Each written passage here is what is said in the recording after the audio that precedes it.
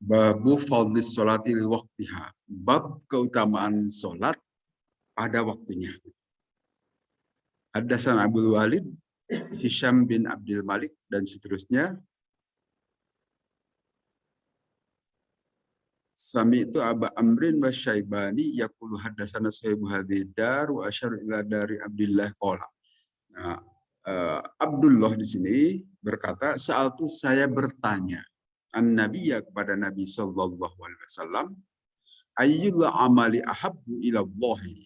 Amal apakah yang paling Allah cintai wahai Rasul?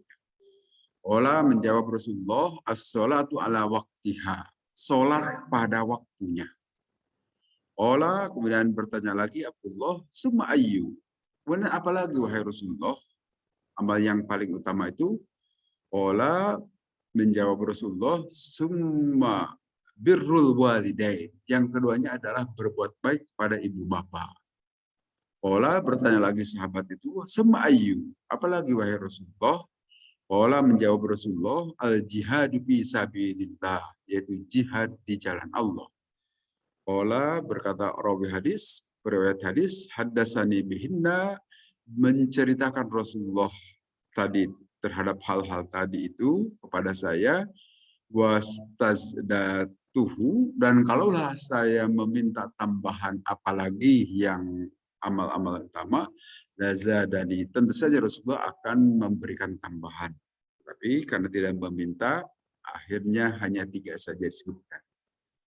Nah, ini pertanyaannya itu adalah seputar amal-amalan apakah yang paling utama dikerjakan wahai Rasul. Sini Rasulullah memberikan 3 jawaban. Yang pertama adalah as-sholatu ala waqtiha. Sholat ala waqtiha, pada waktunya. Pada waktunya itu artinya, ya karena tiap sholat itu kan punya interval atau jarak waktu. Nah, harus dilakukan pada waktu-waktu tersebut. Tidak boleh melakukan di luar. Pengertiannya itu.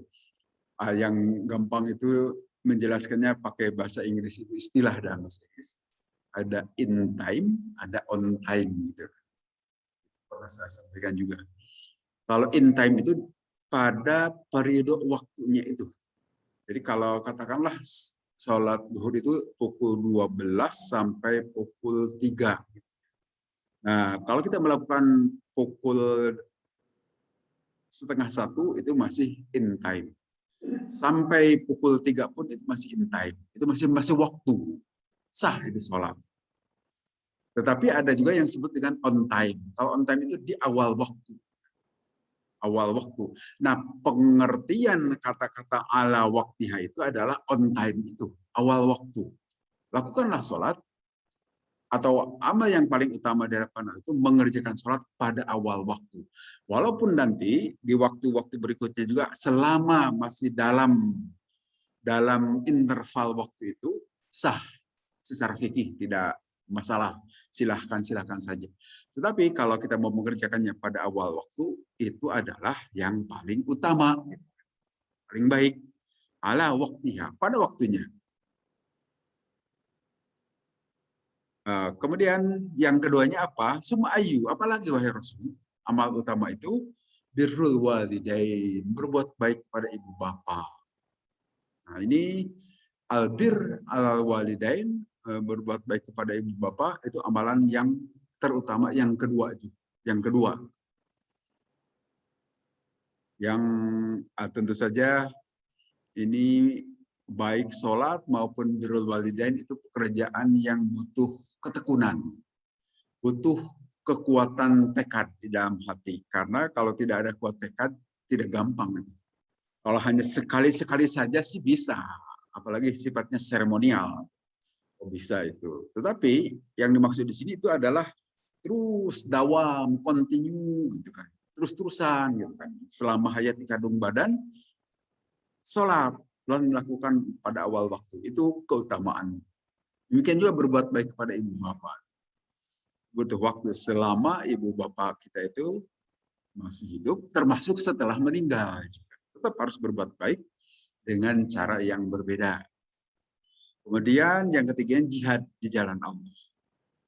Jihad nanti diartikan dengan kesungguh-sungguhan.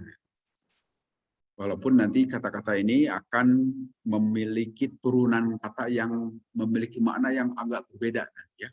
Seperti misalnya kalau jihad itu kaitannya kesungguh-sungguhan dalam bentuk kesungguh-sungguhan usaha-usaha fisik.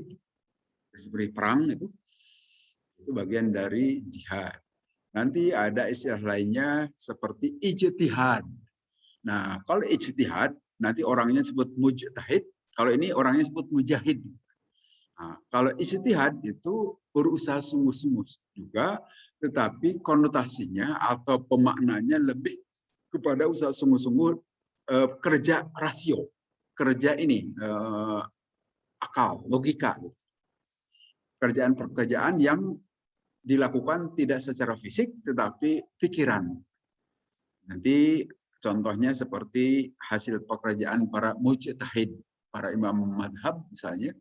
Mereka itu bekerja, berpikir, menggali hukum-hukum Islam dalam pengertian apa yang sudah disampaikan oleh Rasulullah dan Al-Quran, kemudian diterjemahkan ke dalam bahasa yang bisa dipahami oleh masyarakat Islam dalam keseharian. Nah, usaha untuk melahirkan itu disebut ijtihad. Orangnya sebut mujtahid. Kemudian nanti ada derivasi atau turunan berikutnya, mujahadah. Itu adalah kekuatan atau usaha yang dilakukan secara rasa. Artinya rasa itu apa? Feeling, kan ya? Intuisi. Ya, itu yang seperti dilakukan oleh para kaum sufi.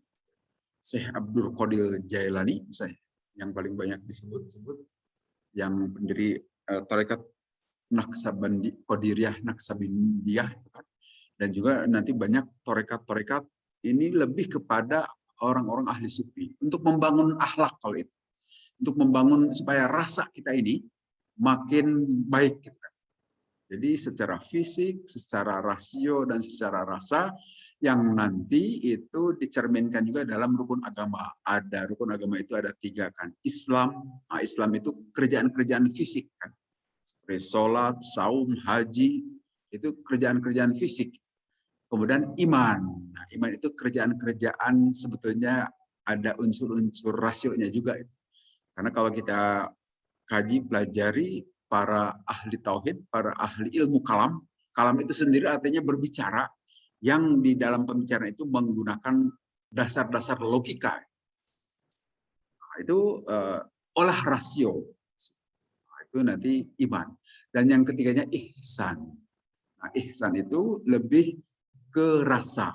Nah, nanti kalau dalam otak itu, otak kiri itu logika kan, otak sebelah kanan itu lebih ke rasa atau citra, gitu. Nah, sebetulnya terwadahi semuanya. Nah, pengertian tapi yang dimaksud di sini jihad itu lebih kepada usaha-usaha yang sifatnya fisik. Ya, memang waktu itu sangat diperlukan perjuangan kaum muslimin untuk mengembangkan Islam secara fisik. Nah, kemudian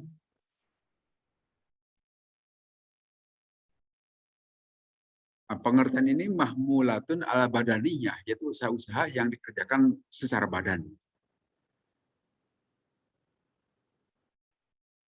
Pertanyaan yang sama sesungguhnya muncul di hadis-hadis yang lain.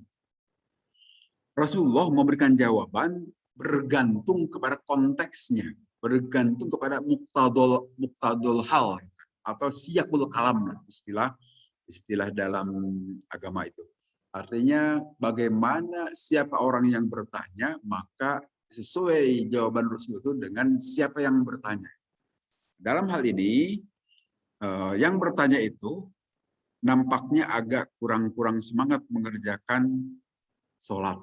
Maka dijawab oleh Rasulullah, yang paling utama, amal yang utama nomor 1 itu adalah sholat pada waktunya. Artinya on time lah gitu tadi.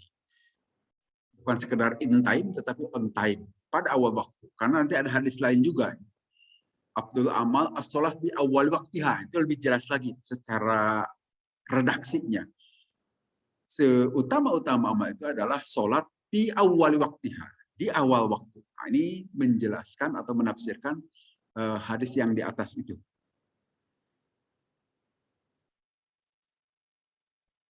Nah, kemudian nanti ada penjelasan di hadis yang lain di sini sebutkan dalam sebuah hadis dari Ibnu Uyainah, atau ini bukan hadis tafsiran ini. Man shallas salawatil khamsa faqad syakara lillahi wa man da'a li walidayhi akbaha faqad syakara lahuma. Siapa orang yang melakukan sholat 5 waktu, sungguh dia telah bersyukur kepada Allah. Dan siapa orang yang mendoakan ibu bapaknya setelah selesai sholat, faqad syakara lahuma, sungguh dia telah bersyukur kepada kedua ibu bapak. Apa sebab? Itu kan di dalam Al-Quran selalu sebutkan, Ani budullaha wabil walidain ihsan. Supaya menyembah kalian itu kepada Allah dan kepada ibu bapak berbuat ihsanlah. Jadi yang pertama apa yang harus kita lakukan untuk kebaikan kita itu adalah menyembah Allah, memahaesakan Allah. Penyembahan di sini yang maksud bukan sekedar menyembah, tetapi memahaesakan Allah. Artinya tidak boleh meminta kepada selain Allah, hanya kepada Allah. Itu pertama kali. Yang keduanya, wabil walidaini ihsana, berbuat ihsanlah kepada ibu bapak. Jadi kalau dilihat dari ayat-ayat tersebut, manusia yang paling harus dihormati setelah menyembah kepada Allah adalah ibu bapak, bukan siapa-siapa. Itu ajaran Quran. Di surat Luqman juga disebutkan begini, Anishkurli wali walidaika, bahwa engkau harus bersyukur kepada aku, li, dengan cara memahasakan Allah, wali walidaika, dan juga harus bersyukur kepada dua ibu bapakmu. Jadi manusia yang paling harus dibakti, harus dihormati itu adalah ibu bapak. Walaupun hal ini kesadaran kita itu kadang-kadang telat, baru setelah tua menyadari itu. Masih muda mah cuek-cuek saja ke orang tua itu. Bantah-bantahan saja ke orang tua itu. Baru setelah tua terasa punya anak itu begini. Ternyata kalau anak seperti ini kita tidak senang. Berarti kita dulu juga begitu kelakuan kita ke orang tua. Baru sadar di situ. Kalau waktu belum punya anak atau belum agak dewasa gitu, kita tidak perhatian dengan hal ini. Kebanyakan kita. Padahal Allah itu penekanannya demikian kuat berulang-ulang dalam Al-Quran.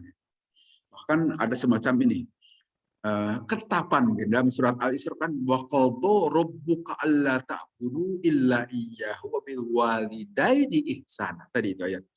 Nah, kata-kata di awalnya itu wa qadha, dan Allah telah memutuskan. Mungkin kalau di negara kita itu ketetapan, seperti TAP MPR itu kan, itu tertinggi hukum itu. Di atas undang-undang lah kalau di kita ya, tapi di bawah Pancasila gitu. Di atas undang-undang itu, artinya ketetapannya itu, keputusan ini sangat kuat. Nah, kalau di dalam bahasa Arab itu qadha, menetapkan Allah. Dalam bahasa Inggris itu stipulation, ketetapan yang memiliki sakralitas sangat tinggi. Jadi dalam hal ini demikian kuat, maka mengapa Nabi menyebutkan perbuatan yang utama yang kedua itu berbuat baik pada ibu bapak. Nah, bagaimana caranya? Ini Ibnu Uyainah tadi memberikan penjelasan. Siapa orang yang sholat 5 waktu, maka dia sungguh telah bersyukur kepada Allah. Nah, paling tidak pelihara sholat 5 waktu, jangan pernah ditinggalkan selama hayat di kandung badan. Nah, itu bukti syukur kepada Allah. Kemudian bukti syukur kedua kepada ibu bapak dengan cara mendoakan. Selalu doakan. Kapan mendoakannya? Akbaha, selepas sholat 5 waktu. Jadi selepas sholat 5 waktu itu tidak pernah mendoakan ibu bapak. Baik ibu bapak kita masih hidup maupun telah meninggal. Silakan doakan. Doanya sudah diajarkan juga di Quran kan? Yang nanti di dalam bentuk lain seperti doa ini. Allahumma firli wali walidayya warhamhuma kama rabbayani shaghira. Itu dalam redaksinya ada dalam Quran. Cuma dilengkapi dengan nanti ada hadis penjelasannya. Kalau kita berdoa, awali dengan mendoakan diri sendiri. Maka di doa itu, Allahumma wahai Allah, ighfir, ampunilah li kepadaku dulu. Wali walidayya, dan kepada ibu bapak. sebagaimana mereka berdua demikian sayang waktu aku dalam masa yang masih kecil. Ingin supaya ibu bapak kita itu disayangi Allah sebagaimana mereka menyayangi kepada kita sewaktu kita kecil yang tanpa pamrih. Ingat seperti itu. Walaupun beda juga tetap ya. Kasih sayang ibu bapak itu sepanjang masa terus. Kasih sayang anak itu tidak panjang-panjang amat. Beda lah itu bagaimanapun, maka tidak bisa kita mengimbangi kebaikan ibu bapak dengan apa yang kita lakukan kebaikan kita kepada ibu bapak itu. Masih belum bisa seimbang, masih sedikit kita itu. Tapi minimal doakan selalu pasca sholat. Jadi minimal dalam sehari 5 kali mendoakan ibu bapak itu bagian dari syukur. Dari berbuat baik kepada ibu bapak. Nah, kemudian Rasulullah juga nanti memberikan jawaban tadi beda-beda ya kepada siapa orang yang bertanyanya. Kalau orang yang bertanyanya itu memang supaya dia jihad, maka nomor 1 itu adalah jihad. Perbuatan yang baik. Tapi kepada orang yang tidak begitu baik kepada ibu bapaknya, nomor 1 itu birrul walidain. Birrul walidain, berbuat baik kepada ibu bapak. Jadi memang Rasulullah itu nanti dikenal beliau itu memiliki jawami'ul kalim. Kalau berbicara itu tepat pas.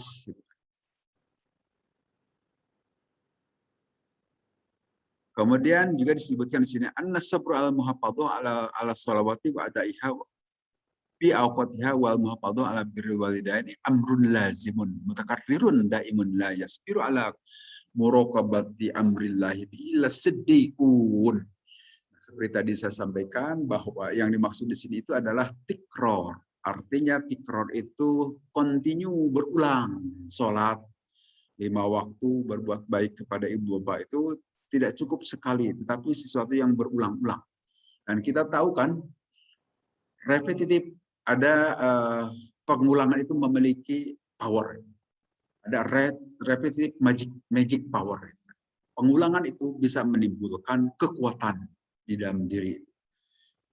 Karena itu, mengapa kita juga makan berulang tiap hari kan? Akhirnya ya kita bisa menjadi tumbuh kuat. Karena itu ada unsur repetitive magic power. Nah, cuma kalau untuk urusan-urusan fisik itu sesuatu yang memang disadari, kan? Ya, karena langsung ada pada saat kita ingin makan ada rasa lapar. Tetapi pada saat nanti, saat melakukan sholat, kadang-kadang kita suka lupa. Tidak ada lapar. Hanya kalau terbiasa kita melakukan itu, nanti kebiasaan itu akan menjadi gerak-gerak refleks. Nanti seseorang yang sudah terbiasa sholat, pada waktu-waktu sholat itu akan tahu, akan ingat. Sama seperti kita waktu subuh ini bangun, itu nanti akan ada alarm alamiah itu. Mesti bangun. Itu. Kalau sudah terlatih. Tidak perlu pakai alarm-alarm buatan dari HP ataupun dari beker gitu. Kalau itu sudah terlatih, nanti akan tertanam di dalam bawah sadar kita. Karena sebagaimana dikatakan dalam buku-buku psikologi itu, gerak refleks kita itu bisa dilatih sebetulnya melalui kebiasaan-kebiasaan. Maka itulah disebutkan ada repetitive magic power. Kalau kita biasa sholat, kalau kita biasa mendoa kepada orang tua, kalau tidak melakukan itu ada sesuatu yang hilang. Nah, di situ timbul alam bawah sadar kita itu. Sehingga kalau tidak sholat tidak akan nyaman hidup kita. Itu yang harus dibangun dari kebiasaan. Maka biasakanlah melakukan kebiasaan-kebiasaan baik, maka akan menjadi gerak refleks, menjadi habitual, kebiasaan yang sifatnya di bawah sadar. Walaupun pada saat melakukannya harus sadar, kan harus pakai niat. Kan. Hanya itu sebagai pemicu, sebagai driver. Sehingga orang itu tetap begitu waktu sholat itu langsung kontak ininya. Hotline-nya itu jalan.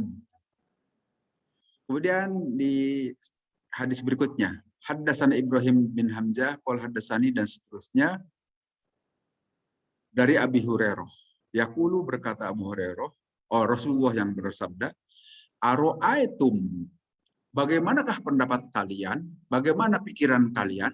Law anna nahron, kalaulah sesungguhnya ada sebuah sungai, bibabi ahadikum, di salah satu pintu rumah kalian semua, yaugtasilu, kemudian mandi seseorang tadi, pihi di itu sungai, kulla yaumin, setiap hari, khomsan, sebanyak 5 kali, ma taqulu dzalika, apa yang akan kalian ucapkan terhadap perilaku itu? Yubki min daronihi, apakah akan tersisakah daki-dakinya, kotoran-kotoran di badannya kalau tiap hari mandi 5 kali sehari? Qalu, menjawab para sahabat, la yubki, tidak akan tersisa Rasulullah min daronihi, dari daki-dakinya itu, syai'an, sedikit pun. Qala, kemudian Rasulullah bersabda, padhalika, demikianlah itu, masalus shalawatil khamsi, perumpamaan salat yang 5 waktu, yang menghapus Allah bihi, dengan salat itu, al khotoya, terhadap kesalahan-kesalahan. Dari hadis ini sejumlah berita, sejumlah pesan bisa kita dapatkan. Yang pertama tadi, bahwa sholat sehari semalam itu 5 waktu. Ya, seperti tadi di video dijelaskan. Memang secara eksplisit, secara terang benderang, di dalam Quran tidak disebutkan sholat subuh, sholat duhur, asar, maghrib, dan isya. Itu tidak ada seperti itu. Tetapi menggunakan isyarat-isyarat. Hanya nanti yang menafsirkan terhadap ayat-ayat itu adalah Rasulullah. Yang paling berhak menafsirkan itu. Sehingga kita ikuti apa kata Rasulullah. 5 waktu. Dan di dalam hadis-hadis itu mesti 5 waktu. Adapun orang yang menafsirkan hanya 3 waktu, yaitu tadi, orang yang tidak mau terima hadis. Tetapi dia tidak jujur. Tapi dia itu tidak fair dalam beberapa hal. Artinya pakai nafsu sendiri saja. Tafsir nafsu sendiri. Karena di satu sisi dia pakai hadis, tapi tidak diakui sebagai hadis, tapi di sisi lain dia mengatakan adalah pakai Quran saja. Itu kaum inkarus sunnah. Ada itu di sekitar kita kaum muslimin. Tidak mau menggunakan hadis, hanya pakai Quran saja. Silahkan saja. Nanti dalam beberapa hal, bagaimana cara sholat, bahwa dalam sholat ada sujud, ada ruku. Di Quran tidak ada itu.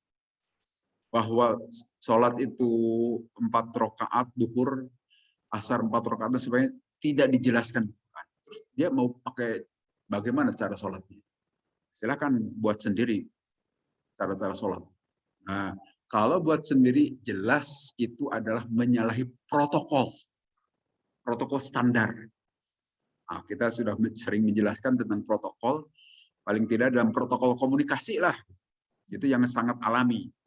Seperti kita bisa menggunakan HP, main internet, pakai Zoom seperti ini, itu harus pakai protokol. Artinya ikuti aturan main, bagaimana cara main Zoom.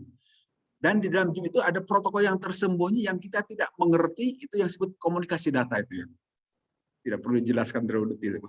Tetapi bahwa semuanya ini tidak ujuk-ujuk berjalan itu. Pakai aturan main. Kalau kita pakai cara sendiri, tidak akan bisa jalan ini Zoom ini. Demikian juga sholat. Nanti disebutkan, sholat itu bagian dari munajat. Munajat itu dalam bahasa kita itu komunikasi, ngobrol. Nah, ngobrol itu jangankan kepada zat Allah yang Maha Esa, yang Maha Kuasa, kita sesama kita aja kan harus pakai protokol bicara itu. Silahkan bicara kepada Pak RW, kepada Pak RT, kepada Pak Lurah, dengan cara suka-suka kita. Kita datang ke tempat dia, misalnya mau memohon apapun, dengan cara yang tidak sopan, kita tidak berpakaian, suka-suka kita hanya pakai celana dalam saja. Kira-kira mau terima tidak Pak RW, Pak RT, Pak DKM misalnya? Nah, itu tidak sesuai protokol itu. Artinya ikuti protokol yang umum, public decency, kepantasan umum. Nah, coba kita tidak menyadari itu. Tidak menyadari bahwa semua ini bisa berjalan harus menggunakan aturan main yang dalam bahasa lain protokol. Yang sekarang kita lebih populer protokol kesehatan prokes. Itu dari bahasa-bahasa teknis sebetulnya itu.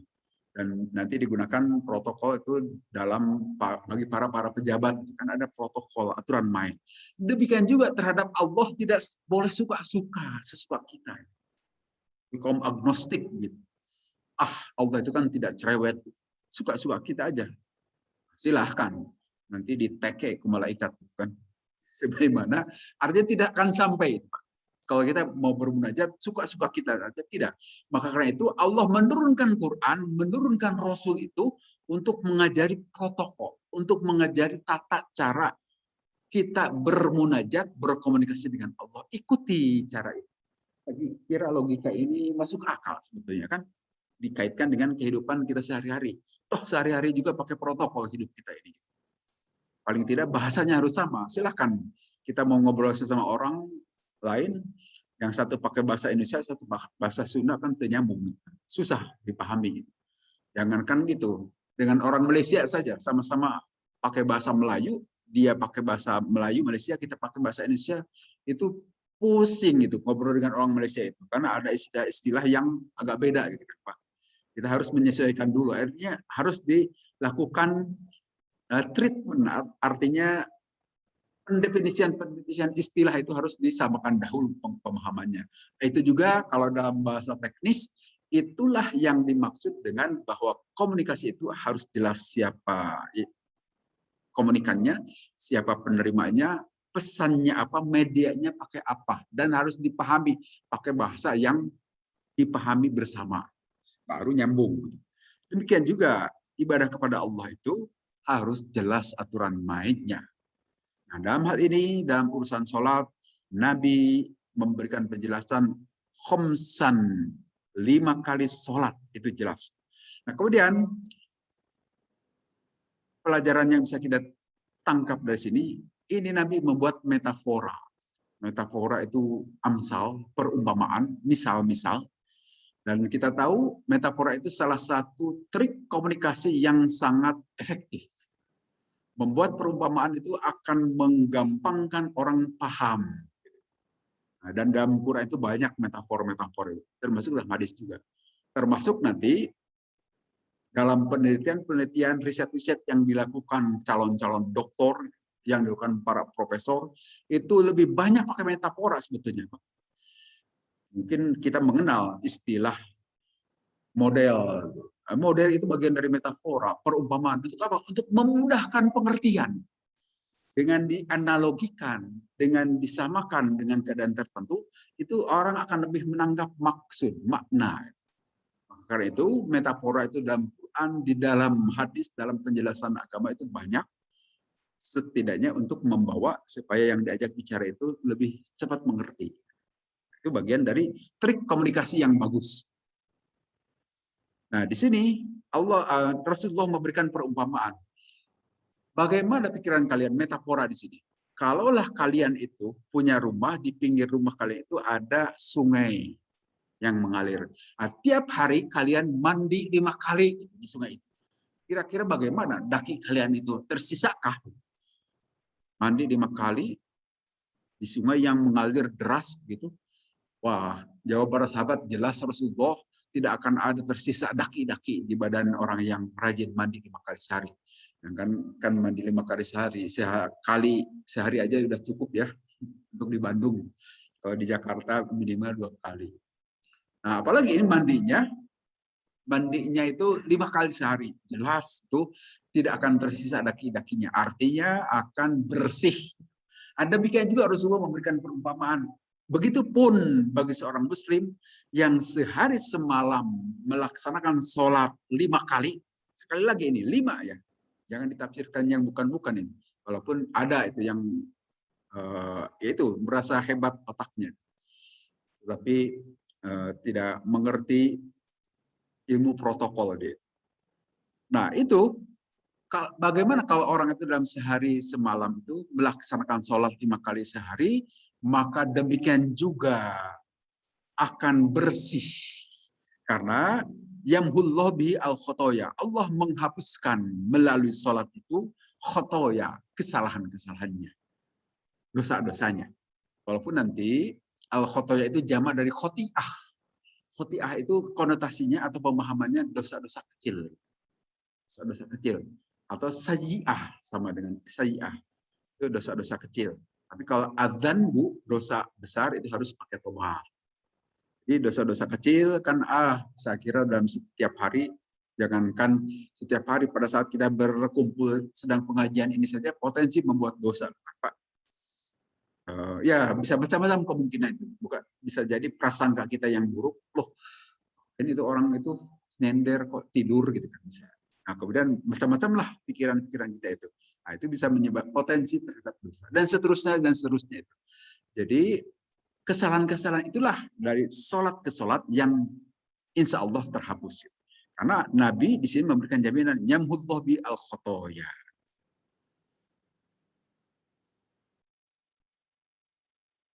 Idza shallahunna liwaqtihinna fil jamaati wa ghairiha.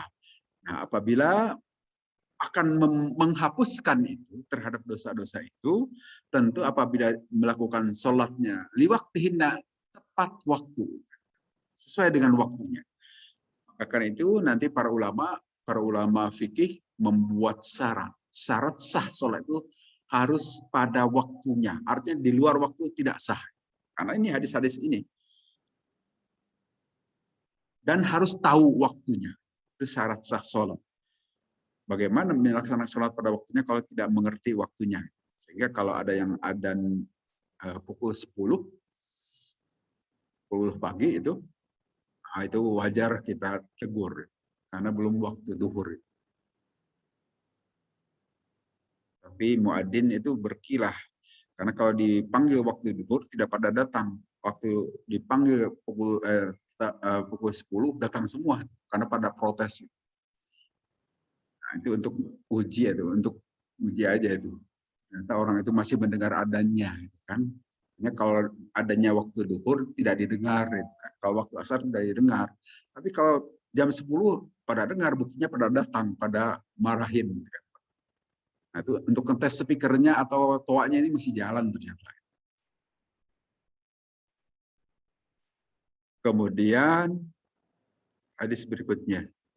Nah, di hadis berikutnya Nabi juga menjelaskan as-salawatul khamsu kaffaratul lima bainaha majtana batil kabair.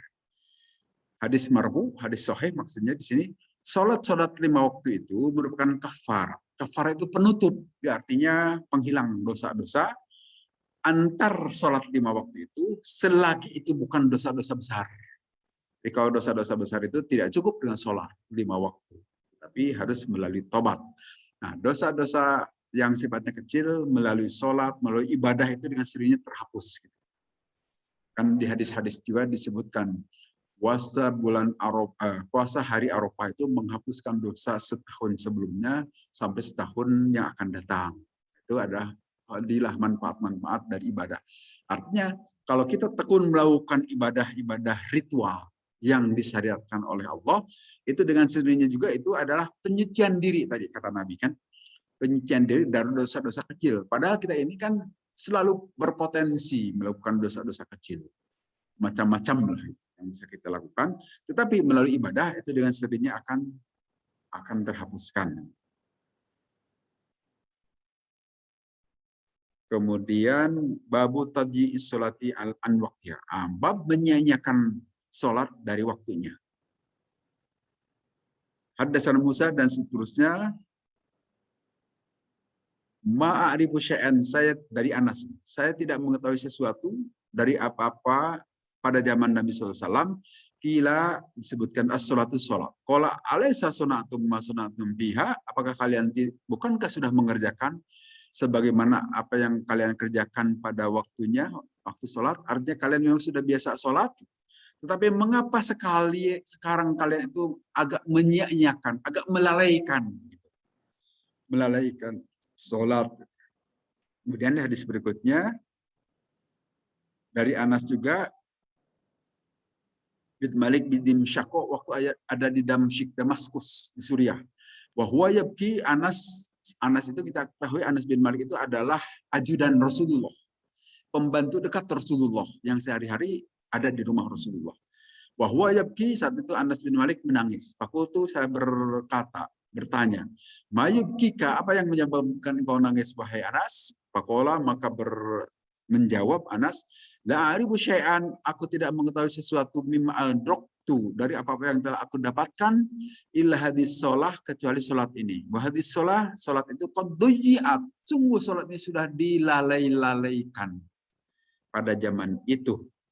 Jadi maksud di sini kita tahu sahabat Anas itu orang yang sangat dekat dengan Rasulullah, tetapi beliau berusia panjang sampai beliau pernah datang ke Damaskus, tentu ikut jihad dan sebagainya. Hanya setelah di Damaskus, di Syria, waktu itu melihat orang-orang itu mulai menyia-nyiakan atau agak lalai melakukan sholat. Beliau menangis, kan, mengingatkan sudah, tetapi orang itu karena ya tentu saja bukan sahabat, ini sudah masuk kelompok tabiin barangkali. Tapi tidak semua tabiin juga baik, samalah seperti ada juga yang agak menyia-nyiakan sholat, gitu kan. Beliau menangis. Mengapa kok sekarang sholat agak kalian sia-siakan?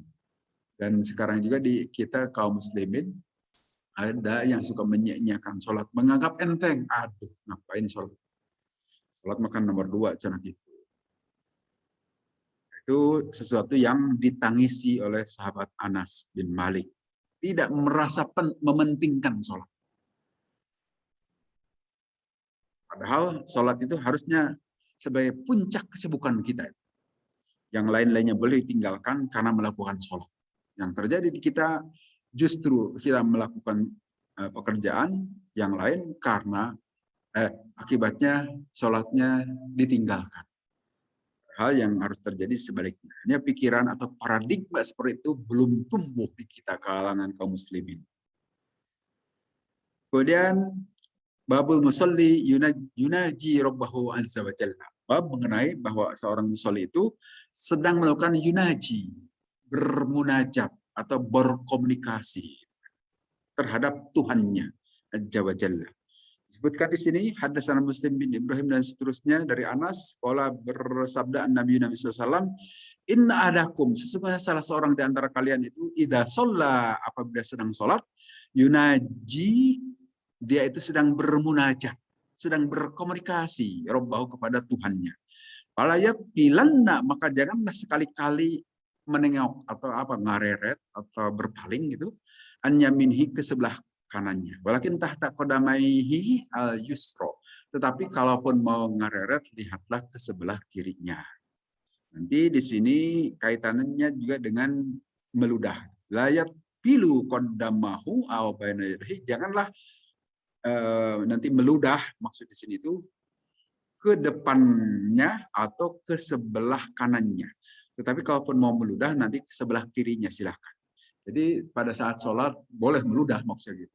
Nah, mengapa boleh meludah? Karena lantainya Masjid Nabawi saat itu bukan pakai karpet begini, masih tanah. Tanah, tidak pakai karpet, tidak pakai keramik, atau tidak pakai granit. Tapi masih tanah sehingga orang-orang saat itu masih biasa meludah. Nah, kata Rasulullah, boleh saja meludah tapi jangan sembarangan, pakai aturan juga. Itu meludahlah ke sebelah kiri. Layab juga baina yadahi, jangan meludah ke sebelah ke depannya, wala an yamini, juga jangan ke sebelah kanannya, walakin an yasarihi, tetapi boleh ke sebelah kirinya, atau tahta qadamihi, atau ke bawah telapak kakinya saja. Nanti ada penjelasan di bawah dalam syarahnya ini, mengapa tidak boleh meludah ke sebelah kanan, karena ada malaikat. Jadi pada saat kita sholat itu ditunggui malaikat juga. Kemudian sebelah depan juga ada malaikat. Jadi di sini wa munajatur rabbi jalla jalla arfa'u darajatil abdi. Munajat kepada Allah Ta'ala itu akan meninggikan derajat seseorang hamba. Asyarul musannifu bi radidalika ila targhibi fil muhafadzah al faraid. Nah, tentu saja itu musannif, arti musannif itu penulis, author, pengarang. Di sini yang memaksudkan bahwa kita harus memelihara muhafadzah, memelihara tahfidz lah. Kalau tahfidz Quran itu kan hafid disebutnya. Nah, sholat juga harusnya dihafid. Kita ini para hafid sholat juga, pemelihara sholat. Yang harus dipelihara terutama sholat fardu itu bisa memelihara munajat. Nah, kita artikan munajat itu adalah komunikasi. Komunikasi itu seperti tadi disebutkan memiliki rukun, ada rukunnya itu. Rukun itu sesuatu yang harus ada pada saat pelaksanaan komunikasi. Yang pertama harus ada komunikan. Komunikan itu transmitter istilah lainnya itu. Atau yang berkomunikasi, dalam hal ini kita. sebagai hamba. Kemudian yang keduanya harus ada receiver, penerima. Yaitu tentu dalam hal ini adalah Allah kan, menerima. Jadi harus jelas tadi, maka harus pakai protokol kan. Nah, kemudian nanti itu harus ada medianya. Tidak bisa sembarangan kita menelepon menggunakan semau-mau kita itu kan. Harus ada medianya, pakai gelombang elektromagnetik kah itu, pakai lintasan udara atau mau pakai satelit atau pakai gelombang mikro digital itu yang gelombang terestrial itu yang nanti ada antena-antena yang bulat-bulat itu antar antena itu bisa dikomunikasikan, bisa melalukan gitu, komunikasi antar telepon atau mau pakai kabel, itu kan media. Dalam hal ini media kita itu sholat. Jadi harus terdefinisi dengan jelas. Tidak boleh suka-suka. Kemudian yang ketiganya harus jelas message-nya, pesannya, rukun keempat. Harus jelas message-nya apa sih komunikasi itu. Kalau sembarangan bicara orang itu, ngapain ngabis-ngabiskan waktu kan. Dan yakin tidak akan mau menerima. Kalau ada seseorang misalnya ngajak bicara kita dengan pembicaraan yang tidak jelas, saya kira kita tidak akan nyaman gitu. Mendingan tidak ikut bicara gitu. Artinya harus ada pesan yang jelas. Nah, sholat itu adalah pesan yang jelas, di dalamnya berisi doa, pernyataan kehambaan, kemudian pernyataan kita membutuhkan segala hal, di dalam itu ada doa-doa itu. Message-nya jelas dan membangun kedekatan dengan Allah yang jelas. Nah, tadi membangun kehambaan tadi ya, kita takorrub, ingin diakui sebagai hamba Allah yang Allah ridhoi. Kemudian juga harus bisa dipahami, harus punya makna. Tidak boleh sembarangan, maka pakai jangjawokan yang kita tidak mengerti atau bacaan-bacaan bahasa Arab yang kita tidak mengerti, lebih baik tinggalkan saja. Kalau tidak paham. Tapi nanti akan pertanyaan berikutnya, bagaimana kalau kita tidak mengerti bacaan-bacaan sholat? Nah, kalau ini memang kita harus berusaha mengerti. Toh tidak banyak bacaan sholat. Al-Fatihah kan saya yakin banyak terjemahannya. Silahkan pahami. Bacaan pada saat ruku juga silahkan pahami. Walaupun itu bacaan di luar Al-Fatihah, sesungguhnya itu sunnah. Kita tidak baca juga sah di sholat. Saat ruku kita diam saja, itu tidak masalah. Sah saja. Saat sujud tidak baca. Cuma kalau kita diam tanpa ada bacaan, kadang-kadang bingung sendiri. Nah, mending kita sibukkan lisan kita itu dengan bacaan. Maka bacalah. Nah, tetapi supaya memiliki makna tadi, memiliki arti, memiliki pengertian bisa dimaknai oleh kita, maka harus paham maknanya. Bagaimana caranya? Ya tentu saja tadi mau baca, mau belajar. Ya melalui cara-cara ini saya kira bagian dari memahamkan itu, usaha kita. Dan kita percaya kepada kemahagungan Allah. Apakah belajar itu harus sampai tamat tuntas itu sehingga kita bisa memperoleh semuanya? Ternyata pengalaman menunjukkan tidak perlu. Asal kita menguasai dasar-dasarnya, berikutnya itu bisa datang dengan sendirinya. Allah memberikan kepahaman, pemahaman. Kalau kita dasarnya belajar formal, coba misalnya waktu SD 6 tahun sampai katakanlah SMA 12 tahun. Nah, itu kan tidak semuanya bisa kita pelajari pada saat sekolah. Termasuk nanti sarjana dan sebagainya, kan tidak semuanya dipelajari. Tetapi nanti setelah kita selesai belajar, bisa mengetahui apa yang di luar yang kita pelajari. Nah, itu yang dikatakan, itulah Allah memberikan pengetahuan itu, ya memang tidak perlu melalui cara-cara formal, ada cara lain. Seperti pertemuan kita atau pergaulan kita sehari-hari juga, itu sebagian sebetulnya bisa saling transfer pengetahuan. Dari obrolan-obrolan itu, kan bisa menjadi transfer pengetahuan. Tidak perlu di dalam kelas, tidak perlu sekolah formal. Kita bisa tahu kondisi kesehatan, bisa tahu ilmu-ilmu di luar apa yang kita pelajari melalui cara-cara non-formal.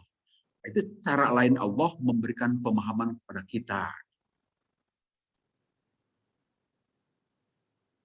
Nah, itu saya kira dalam hal ini, sholat itu munajat. Maka karena itu, munajat atau komunikasi dalam istilah lainnya itu harus memiliki rukun-rukun komunikasi, rukun-rukun munajat. Artinya tidak boleh asal. Harus pakai aturan main, harus pakai protokol supaya terjadi dengan benar dan diterima Allah. Kemudian di hadis berikutnya dari Anas bin Malik, sahabat Anas ini sangat banyak meriwayatkan hadis. Rasulullah bersabda, "I'tadilu bis sujudi." Kalian semua harus seimbang dalam sujud. Atau kalau tadi itu kalau untuk syaf luruskan. Istawu wa'tadilu, luruskan dan rapatkan. Dari kata-kata adil asalnya itu. Adil itu kan proporsional, seimbang. I'tadilu, harus seimbang kalian semua disujudi pada saat melakukan sujud. Wala yabsut, dan tidak boleh melebarkan diro'ahi kedua hasta ini kalbi seperti anjing. Wa'idha bazako, dan apabila meludah, wala yabzukonna, dan jangan sekali-kali meludah seseorang baina adahi ke depannya, dan juga jangan ke sebelah kanannya. Tetapi meludahlah karena dia itu nama yunaji robbau, karena dia itu sedang bermunajat kepada Allah. Nah, ini dari hadis ini ada berita i'tadilu bis sujud, harus seimbang sujud. Nah, kita tahu sujud itu memiliki 7 anggota sujud. Satu ini dahi, kedua 3 telapak tangan, ke-4, 5 itu ini lutut, ke-6, 7 itu telapak ujung-ujung jari kaki. Nah, itu harus semuanya terkena ke tempat sujud. Kalau itu tidak kena, tidak sah sujudnya, tidak adil, tidak adil gitu kan istilahnya. Nah, khusus untuk ini dahi ini berulang-ulang saya sampaikan, bukalah dahi ini pada saat sholat, jangan juga ditutup begini pada sholat. Ini harus kena ini, termasuk ibu-ibu juga, jangan ditutup kena ini. Jadi harus kena dahi ini, karena dahi ini adalah anggota sujud yang dalam madzhab Syafi'i tidak sah kalau sujud bukan ke tempat sujud. Sehingga dalam hal ini nanti harus hati-hati dengan sajadah.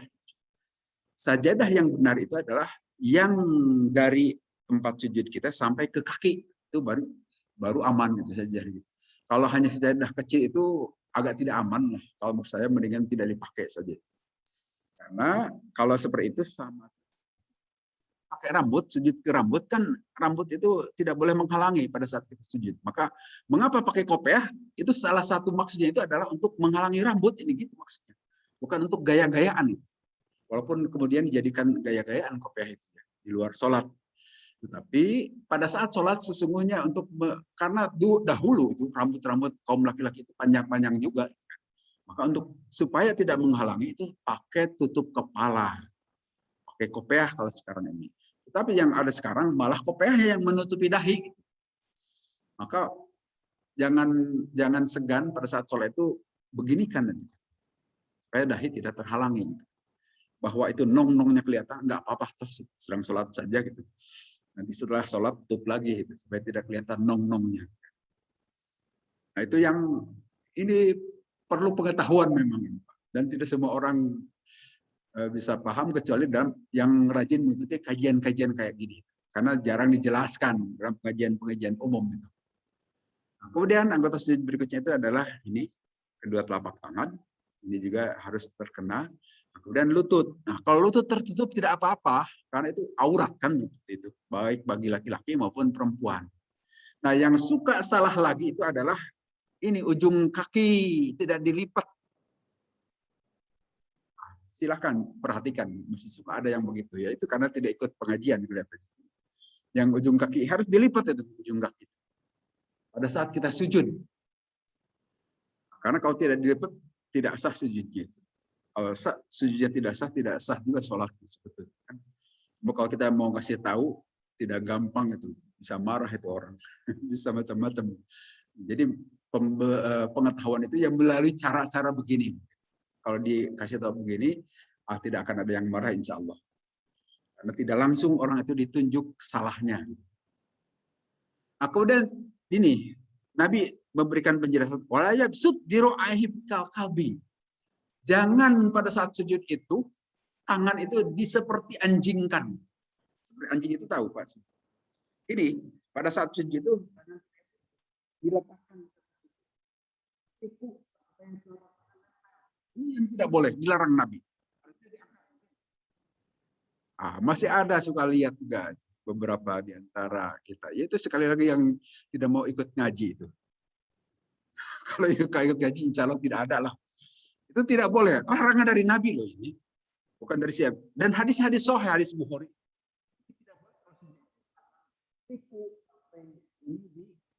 Karena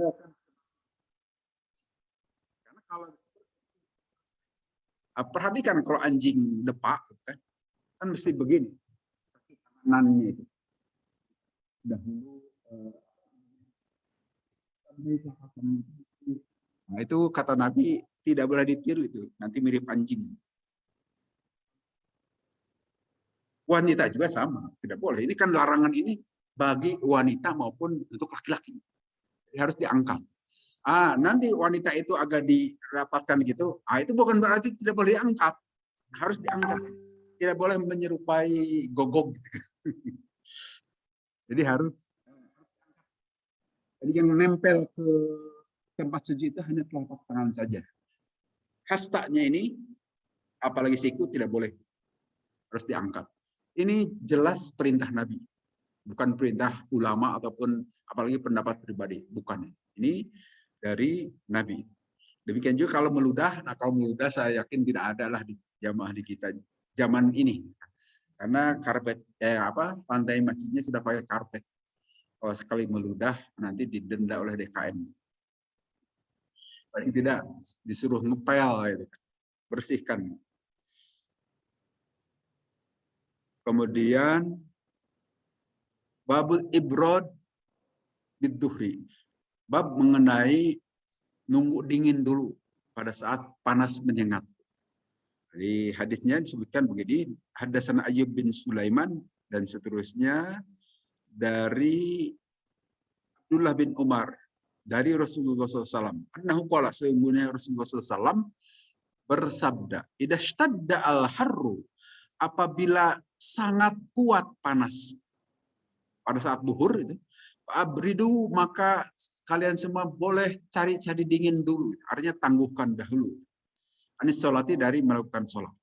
Inna syiddatal harri, karena sesungguhnya menyengatnya panas matahari pada saat tengah hari itu, min pahi jahannam, dari hembusan jahannam. Nah, ini hadis memberikan petunjuk kepada kita, artinya ibadah sekuat apapun dalam ajaran Islam itu nanti tetap menimbang sisi-sisi humanisme, menimbang sisi-sisi kemanusiaan, melihat sesuai dengan kenyataan realitas hidup. Maka nanti dalam hadis lain disebutkan, ad-dinu yusrun, agama itu mudah. Artinya memang agama itu memiliki aturan-aturan yang harus dilaksanakan, tetapi aturan-aturan itu nanti bersifat elastis, artinya bisa disesuaikan dengan keadaan kondisi. Walaupun di satu sisi agama itu mudah, jangan dimudah-mudahkan juga sesuai selera nafsu. Kalaupun kita mau memudahkan, cari mudah itu harus jelas justifikasinya, jangan hanya pembenaran, tapi harus jelas. Boleh misalnya tidak melakukan itu, tidak melakukan ini, bahkan melakukan melanggar itu, melanggar ini, asal jelas alasannya, yang disebut dengan udzur syar'i dalam istilah fikih itu. Nah, termasuk di sini Rasulullah memberikan petunjuk. Jika panas matahari demikian terik saat siang hari, saat zuhur tentu yang dimaksud. Nah, boleh tidak engkau lakukan saat itu sholat zuhur ke masjid berjamaah. Tunggu dulu sampai matahari itu panasnya tidak terlalu terik. Nah, ini maksud sisi kemanusiaan. Walaupun mengharuskan sholat di awal waktu, tetapi kalau itu bisa memadorotkan, bisa mencelakakan kita, keadaan itu boleh ditangguhkan. Ini yang dimaksud sisi humanisme dalam ajaran Islam. Dan banyak lagi juga dalam beberapa hal yang lain, ya, hal-hal seperti itu. Artinya boleh ditangguhkan, ya, karena kita tahu kan di subtropis seperti Madinah saat itu mengenal musim panas dan musim dingin yang sangat ekstrim. Ya sampai sekarang juga masih kan. Kalau musim panas bisa sampai 40-an derajat Celcius. Itu menyengat. Terutama bagi kita yang biasa di Indonesia ini. Itu tidak kuat. Nah, boleh agak ditangguhkan, tidak pergi ke Masjidil Haram, tapi bisa dilakukan di maktab misalnya. Kondisi-kondisi ekstrim gitu kan. Boleh. Tetapi sekali lagi, alasannya itu harus bukan pembenaran, tapi harus berupa kebenaran. Itu yang agak sulit membedakan antara pembenaran dan kebenaran. Kembali itu tanya ke hati kita sendiri kalau soal itu. Hanya sekali lagi di sini ajaran Islam itu sebagaimana disebutkan dalam hadis mudah, tidak ada yang sulit. Kemudian demikian juga para imam madhab seperti Imam Syafi'i juga menghukumi seperti itu. Nah, hanya di sini menurut jumhur ulama istahabu ta'khirud duhri isyidatil hari. Tetapi dihukumi oleh jumhur ulama sifatnya itu sunnah. Sunnah saja. Yustahabu itu artinya disukai. Nah, artinya secara hukum itu artinya sunnah saja, bukan wajib. Artinya tadi Rasul kan memerintahkan boleh engkau tunggu dulu sampai matahari agak dingin gitu, panas agak dingin, baru kalian sholat duhur. Hanya menurut ijtihad para ulama itu yang maksud sunnah saja. Jadi kalau kita masih kuat, apalagi sekarang itu ada payung, apalagi pakai mobil, kendaraan, silahkan saja sholat duhur tepat waktu, awal waktu. Jangan gara-gara itu maka kita nanti mengakhirkan sholat duhur.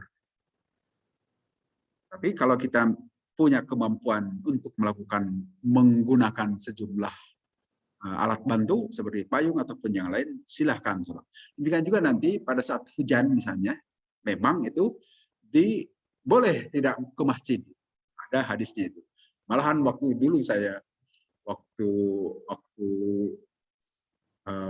sekolah waktu itu di California itu di kota Claremont, kalau sholat Jum'ah itu kan kita jauh itu, masjidnya hanya satu saja.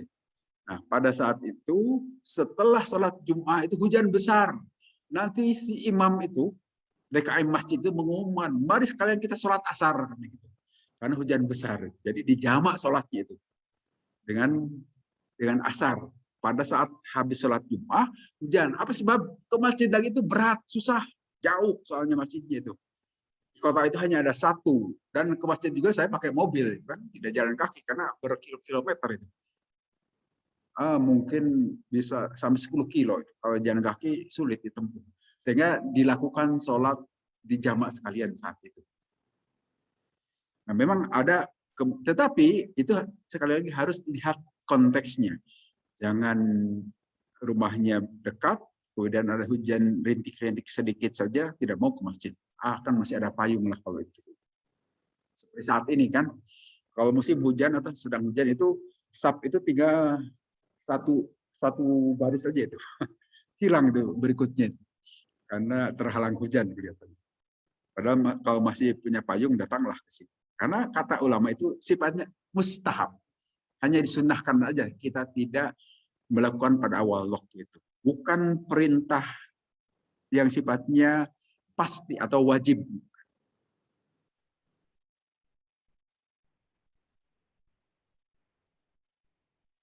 Kemudian di hadis berikutnya, haddatsana Ibnu Bashar dan seterusnya, sama ini hadis dari Nabi, dari Abu Dar, adzana muadzzinun Nabi sallallahu alaihi wasallam. Telah melaksanakan adzan muadzin Nabi sallallahu alaihi wasallam. Nah, pakola kemudian Nabi bersabda, abrid, tunggu sampai dingin gitu kan.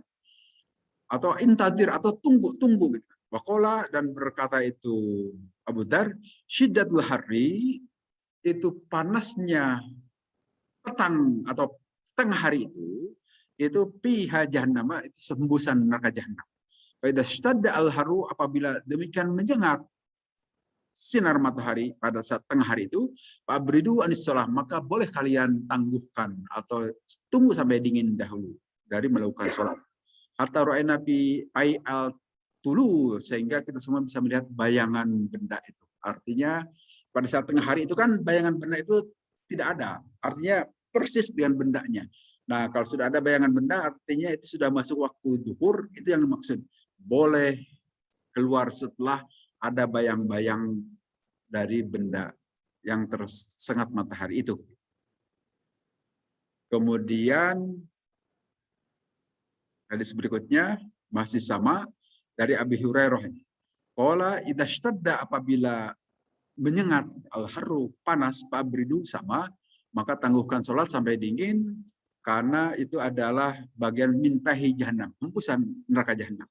Washtakatin naru, dan pada saat itu neraka itu unjukan atau apa ya, laporan gitu, ila rabbiha, kepada Tuhannya itu.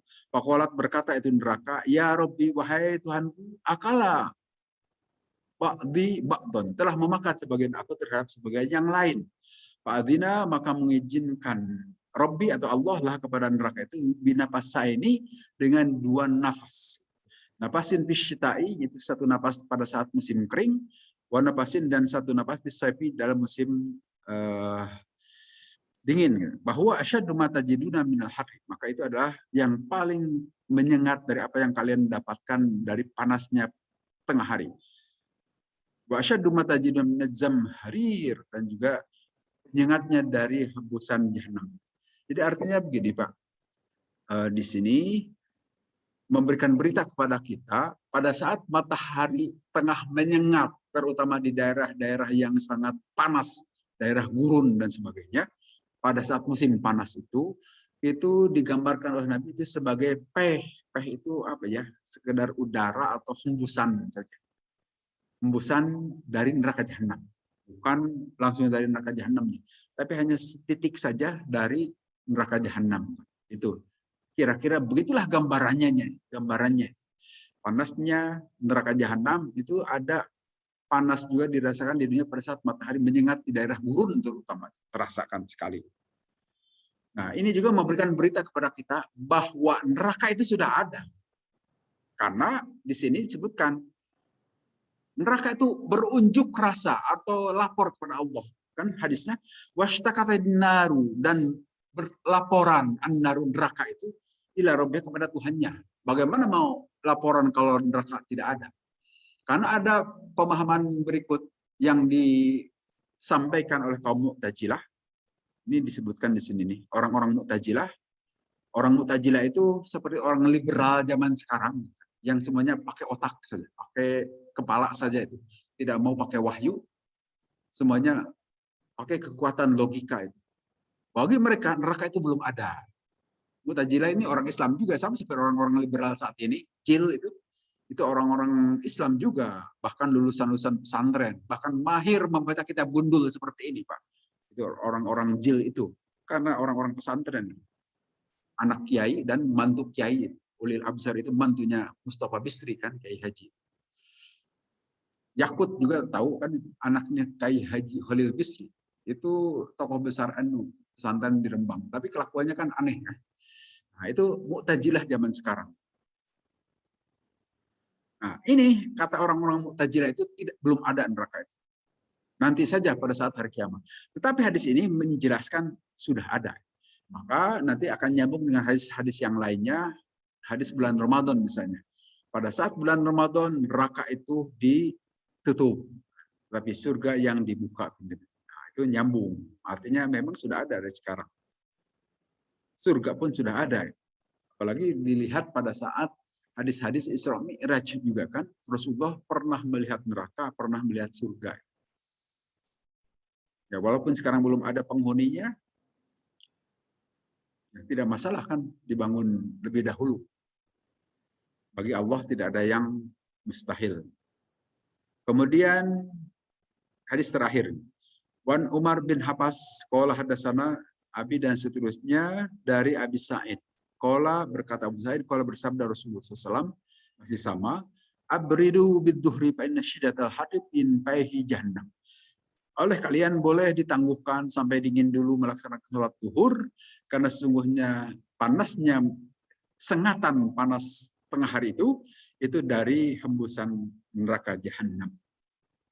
Sama hadisnya boleh menangguhkan. Artinya ini sisi humanisme, ajaran Islam, ada pilihan-pilihan yang bisa ditempuh seperti contoh humanisme lain itu hukuman bagi pezina. Waktu itu ada seseorang lapor kepada Rasulullah, wahai Rasulullah, saya hamil. Saya telah berzina. Kata Rasulullah, apa buktinya engkau telah berzina? Saya hamil. Dan apa maksud engkau ke sini lapor kepada saya? Kata orang perempuan tadi itu, saya ingin dihukum Rasulullah supaya saya terbebas dari hukuman di akhirat nanti. Kata Rasulullah, kalau kamu hamil, tunggu sampai melahirkan dahulu. Nanti setelah melahirkan, baru lapor ke sini. Setelah melahirkan, perempuan itu datang lagi kepada Rasulullah dan lapor, Rasul, saya sudah melahirkan. Sekarang saya siap menerima hukuman secara ajaran Islam, hukum Islam. Itu dengan cara dicambuk, atau waktu ini zina muhson, sudah menikah, artinya dirajam. Tapi kemudian Rasulullah bertanya lagi, terus anakmu itu bagaimana? Sehat-sehat saja, sehat-sehat wahai Rasulullah.